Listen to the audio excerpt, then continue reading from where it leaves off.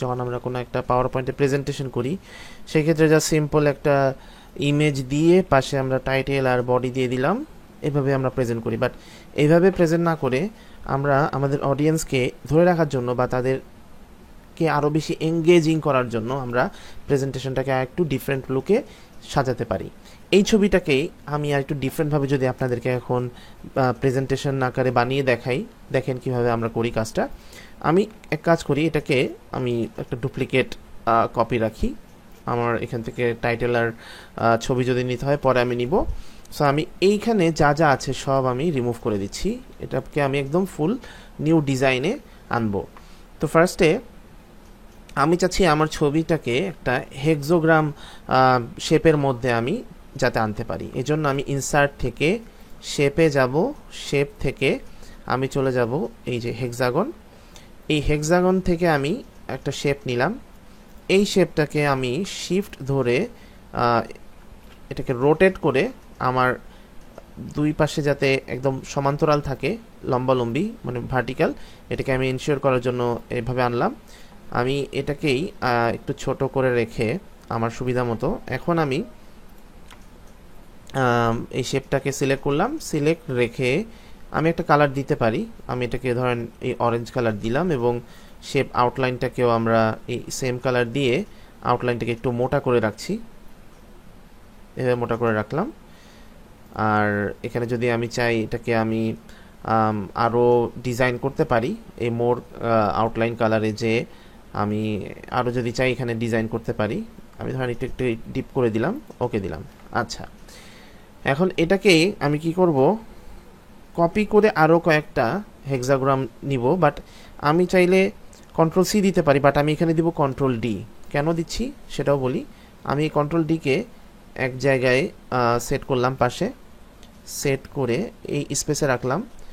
রাখার পরে আমি যদি আবার কন্ট্রোল ডি দিই, ঠিক একই স্পেসে আমার আরও একটা শেপ চলে আসছে।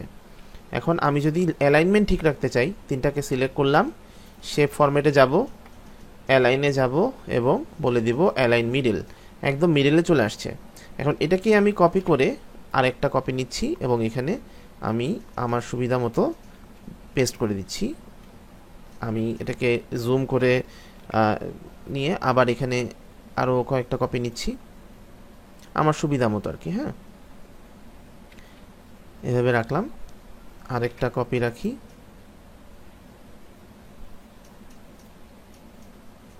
এভাবে রাখলাম। আরেকটা কপি নিলাম আর এখানে একটা দিই বা এখানে রাখতে পারি।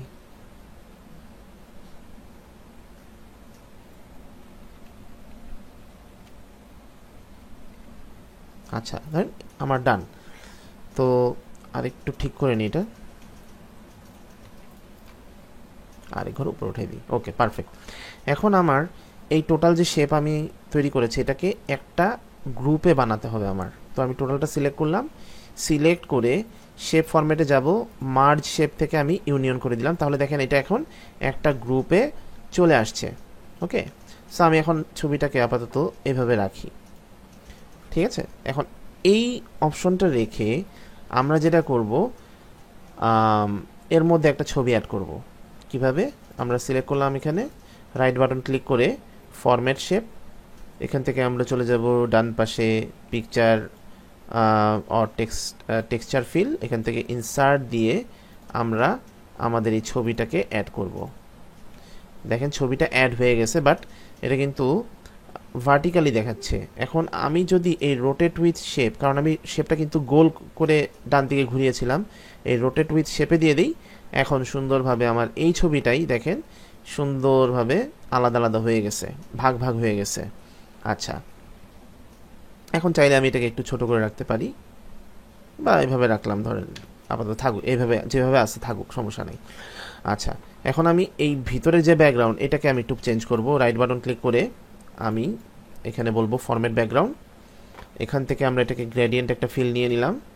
তো এখন যে কালারটা আছে ঠিক আছে, বাট আমি চাচ্ছি এটাকে একটু ডিফারেন্টভাবে প্রেজেন্ট করতে।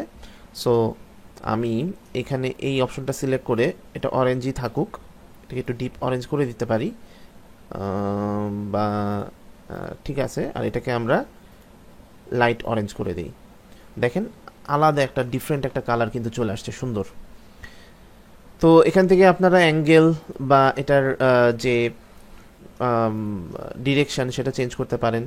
যেমন আমি ধরেন এখানে যদি এই অপশনটা দিই, মানে এক একটা আসলে এক এক ফ্লেভারে আপনাকে এখানে দেখাবে। হ্যাঁ, তো আগে যেটা ছিল ওইটাই ভালো লাগছে, এভাবে থাকুক।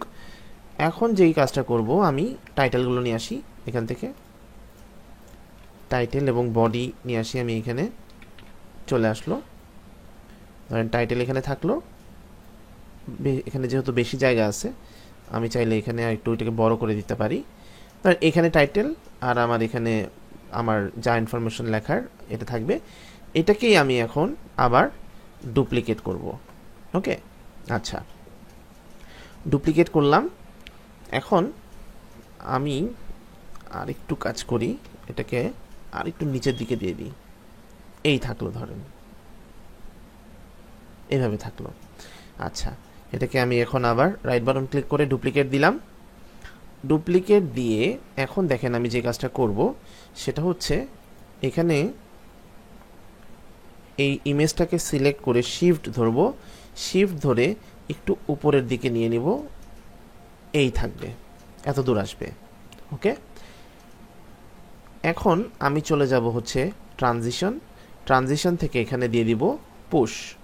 তাহলে দেখেন যেটা হচ্ছে যে খুব দ্রুত আমার ছবিটা এখান থেকে উপরের দিকে উঠছে। হ্যাঁ, বাট প্রবলেম হচ্ছে যখন আমি প্রিভিউ দিচ্ছি আমার টাইটেলটাও চেঞ্জ হয়ে যাচ্ছে। তো টাইটেলটা আমি যেভাবে আছে সেভাবে রাখবো, বাট আমি জাস্ট চাচ্ছি যে আমার এই ছবিটা যাতে নিচ থেকে উপরে চলে আসে। এবং ডিউরেশন দেখেন খুব দ্রুত, প্রিভিউ যখন দিচ্ছি খুব তাড়াতাড়ি চেঞ্জ হচ্ছে, বাট আমি চাচ্ছি একটু আস্তে আস্তে হোক। এই জন্য আমি যে কাজটা করব সেটা হচ্ছে ডিউরেশনটা 1 সেকেন্ড না দিয়ে এটাকে আমি বাড়িয়ে 3 সেকেন্ড দিয়ে দিলাম। এখন যদি আমি প্রিভিউ দেই তাহলে দেখেন এটা আস্তে আস্তে ঠিকই উঠছে, বাট টাইটেলটাও কিন্তু চেঞ্জ হচ্ছে, বাট আমি টাইটেলটা চেঞ্জ করতে চাচ্ছি না। তো এই জন্য আমি এই টাইটেল এবং আমার বডিতে যেটা লেখা আছে এই দুইটা আমি সিলেক্ট করলাম, সিলেক্ট করে আমি এখানে এটাকে মর্ফ করে দিব। এখন দেখেন এটা ফিক্স হয়ে গেছে। তো আমরা যে কাজটা করব সেটা হচ্ছে এখানে রাখলাম, ঠিক আছে। এখানে আমরা চলে যাব হচ্ছে অ্যানিমেশন, অ্যানিমেশন থেকে আমরা যদি এটাকে ফ্লাই ইন দেই তাহলে নিচ থেকে উপরে আসছে, বাট আমরা চাচ্ছি কি এটা বাম থেকে ডানে আসবে। তো আমরা এই ইফেক্ট অপশনে যে বলে দিব from right to left, from right to left, এটাই আমরা চাচ্ছিলাম। আমরা এটার ডিউরেশনটাও একটু বাড়িয়ে দিতে পারি, ডিউরেশনটা আমরা এখানে 3 সেকেন্ড দিতে পারি, সিলেক্ট করলাম। আমাদের কিন্তু এখন কাজ ডান। এখন যদি আমি পুরোটা প্রেজেন্ট করি দেখাই আপনাকে, ফার্স্টে আমার টাইটেল, এবং এই টাইটেলটাকেও আপনি চাইলে একটু অ্যানিমেশন দিতে পারেন। যেমন আমরা এটাকেও চাচ্ছি হচ্ছে অ্যানিমেশন থেকে এটা ফ্লাই ইন হবে এবং এটাও একটু আস্তে আসবে, ধরেন এটা 1.5 সেকেন্ড ডিলে হবে, এবং এটাও হচ্ছে সব আমরা চাচ্ছি কি ফ্রম রাইট। ওকে, এভাবে আসবে। এখন যদি আমি এটাকে প্রেজেন্ট করি, এই দেখেন ফার্স্টে টাইটেল, তারপরে সুন্দর মতো আমাদের একটা ইমেজ আসলো, এই ইমেজটা আবার একটু উপরের দিকে চলে আসলো। ঠিক আছে, দেখেন একই কাজ আমরা যদি, আমি জাস্ট ফার্স্ট পেজটাই আপনাকে দেখালাম, এই ডিজাইনটাকেই কিন্তু আমরা চেঞ্জ করে একটু ডিফারেন্টলি কিন্তু প্রেজেন্ট করতে পারি। তো ভিডিও ভালো লাগলে অবশ্যই চ্যানেলটা সাবস্ক্রাইব করবেন, এবং পাওয়ার পয়েন্ট রিলেটেড আরও ইন্টারেস্টিং ভিডিও পেতে চাইলে আমাদের পেজটাকে ফলো করে রাখেন, ইউটিউব চ্যানেল ফলো করে রাখেন, যাতে সবার আগে আপনি নোটিফিকেশন পেয়ে আমাদের ভিডিওগুলো দেখতে পারেন। আসসালামু আলাইকুম।